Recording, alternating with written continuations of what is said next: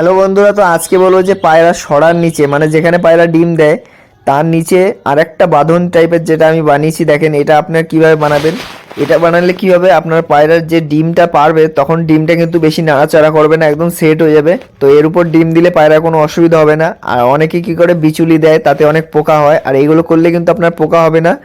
আর যখনই খুশি আপনি এটাকে পরিষ্কার রাখতে পারবেন, খোপটাকেও পরিষ্কার রাখতে পারবেন, যখন তখন সরিয়ে অন্য ঘরেও দিতে পারবেন। তো এই দেখেন আমি এটা এইভাবে বানিয়েছি। তো এটা অনেকে কিনতে পাওয়া যায়, কিন্তু এখানে মানে বেশিরভাগ ক্ষেত্রে পাওয়া যায় না। তো এটা এমনিও কিনতে পাওয়া যায় অর্ডার ফর্ডার করলে।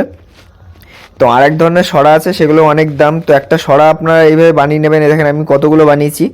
তো এরকম বানালে কি হয়, এখানে আপনি মানে মন খুশি মতো পরিষ্কার করতে পারবেন, খোপটাকে পরিষ্কারও থাকবে, অল্প একটু জায়গার মধ্যে থাকে। আর অনেক বড় বড় সরা হলে সেগুলো অসুবিধা হয়। তো এগুলো বানাতে হলে আপনার কি করতে হবে, তো এই দেখেন আমি এখানে সাজগুলো বানিয়ে দিয়েছি। এখানে আমার 3টে বানাতে হবে। তো এই দেখেন একটা কৌটো ছিল, সেই কৌটোটাকে আমি কেটে নিয়েছি, মাঝখান দিয়ে একটা পিস কেটে নিয়েছি, দুদিক দিয়ে কেটে, আর তার উল্টো মাথার দিকে এতটা কেটে নিয়েছি। তো এইভাবে আমি এগুলো বানাই। তো আপনারা দেখতে থাকেন কীভাবে বানাচ্ছি। তো এই দেখেন এটা সাজানো হয়ে গেল। তো এর মধ্যে আপনার কি করতে হবে, এই সাইডগুলোতে একদম মশলা দিয়ে যে সিমেন্ট বালি মিশিয়ে এই সাইডটা মেরে দিতে হবে, মানে সাইডটা ভরে দেবেন। তো আমি দেখাচ্ছি, দেখেন আপনাদের। তো এই দেখেন সিমেন্ট দিয়েছি এর মধ্যে। তো এটা একটা চামচ নিয়ে নিতে হবে আপনার, চামচ দিয়ে আপনার এই যে গ্যাপগুলোর মধ্যে মশলা দিতে হবে। আমি দেখিয়ে দিচ্ছি সব কিছু। তো এটা বানালে আপনার পায়রা খোপের মানে ডিমের দেওয়ার যে জায়গাটা থাকবে ওটা একদমই নড়বে না, আর ডিমটাও একদম মানে হেলবে না, কোনো দিকে অসুবিধা হবে না পায়রারও বসতে। তো এই দেখেন এই একটা আমি এরকম বসিয়ে দিলাম। তো খুব সহজে আপনারা বানিয়ে ফেলতে পারবেন এরকম। তো দেখেন এখান থেকে মশলা নিয়ে আমার ভিডিও করতে অসুবিধা হচ্ছে, তাও আমি দেখাচ্ছি। ভাবছিলাম ফোনটা মশলার মধ্যে না পড়ে যায়।